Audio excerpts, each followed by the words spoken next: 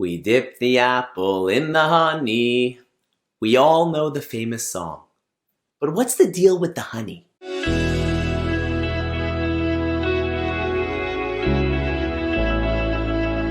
Hey everyone, and welcome back to another special edition of Inspiring Hope. This is your weekly boost of uplifting Jewish inspiration.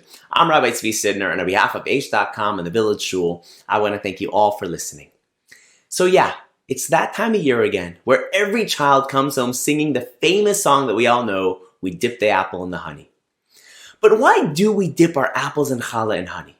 If we want a sweet new year, why not just have a big fat piece of chocolate cake or maybe some candy or ice cream? Why honey? Perhaps this little story that I'll share with you can help us understand. So the other day, I was at the park with my kids, and my 5-year-old daughter starts climbing up to the top of this tower. And she reaches the top, and when she gets there, she doesn't stop climbing. She continues all the way onto the roof of the entire structure. And I'm watching her struggle and try to climb onto something that has no handles. And it was so hard for her. And she hesitates a few times, and I just keep thinking to myself, why? Why can't you just climb the part that's made for climbing and then stop? Why do you have to keep climbing and then get to the top where you can't even climb up there? Until I finally saw her get to the top and I understood. She looked down at me with the biggest smile, ear to ear. And with her arms up in the air, filled with triumph, she yells out, "Tati, I did it!" She had to push herself to climb beyond the typical climbing structure, to feel that sense of accomplishment and to feel great. As human beings, sometimes we tend to choose the path of least resistance because we think the opposite of pain is pleasure. Let me just take it easy and relax. But like my 5-year-old, deep down inside, we all know the truth. We know that we only really begin to taste the sweetness of life once we can push ourselves. No pain, no gain. On Rosh Hashanah, perhaps the reason we dip into honey is because honey comes from bees. We all know that bees sting and they cause pain.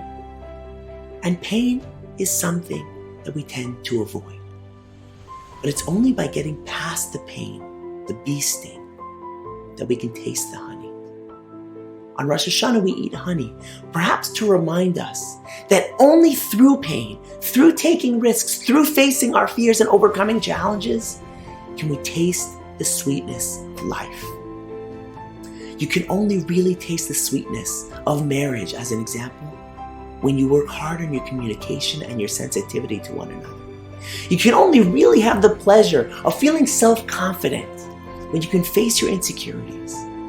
You can only really appreciate being a parent when you overcome the challenge of accepting your child for who they are. You can only really see the beauty of Judaism when you begin to struggle to understand it. Because great things in life don't come easy.